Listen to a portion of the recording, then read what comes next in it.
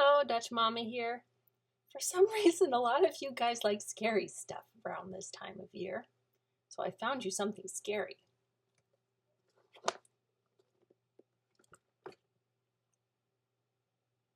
Zechariah chapter 14.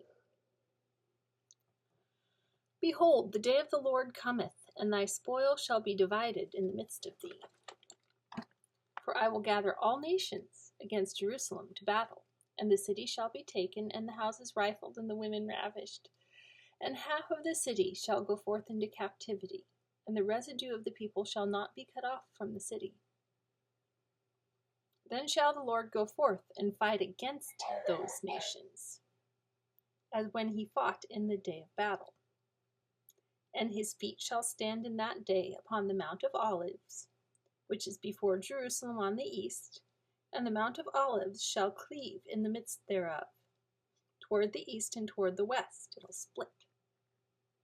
And there shall be a very great valley, and half of the mountain shall remove toward the north, and half of it toward the south. And ye shall flee to the valley of the mountains, for the valley of the mountains shall reach unto Azal. Yea, ye shall flee, like as ye fled from before the earthquake in the days of Uzziah king of Judah. And the Lord my God shall come, and all the saints with thee. And it shall come to pass in that day, that the light shall not be clear nor dark. But it shall be one day, which shall be known to the Lord, not day nor night. But it shall come to pass that at evening time it shall be light. And it shall be in that day that living waters shall go out from Jerusalem, half of them toward the former sea, and half of them toward the hinder sea. In summer and in winter shall it be. And the Lord shall be king over all the earth. And in that day shall there be one Lord, and his name one. All the land shall be turned as a plain, from Geba to Rimmon, south of Jerusalem. And it shall be lifted up and inhabited in her place, from Benjamin's gate unto the place of the first gate, unto the corner gate, and from the tower of Hananiel unto the king's wine presses. And men shall dwell in it, and there shall no more utter destruction, but Jerusalem shall be safely inhabited. And this shall be the plague wherewith the Lord will smite all the people that have fought against Jerusalem.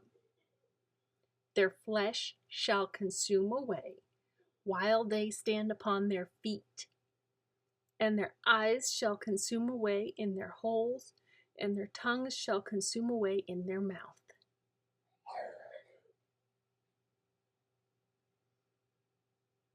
And it shall come to pass in that day that a great tumult from the Lord shall be among them. And they shall lay hold every one on the hand of his neighbor, and his hand shall rise up against the hand of his neighbor. And Judah also shall fight at Jerusalem. And the wealth of all the heathen round about shall be gathered together, gold and silver and apparel in great abundance. And so shall be the plague of the horse, of the mule, of the camel, and of the ass, and of all the beasts that shall be in these tents, as this plague.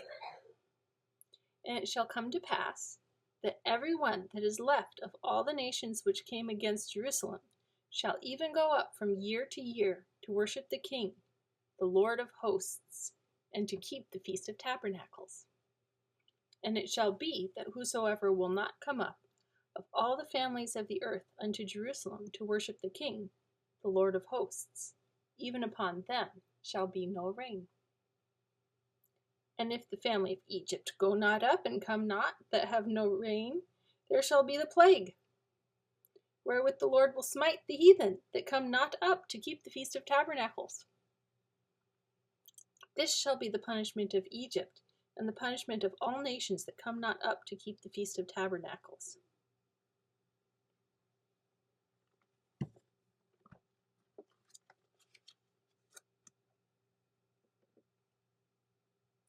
And the scariest thing is, it will all happen. And this, my friends, is why Israel holds a special place in our hearts when it comes to foreign policy. I hope this helps, and thank you for your time, and have a good day.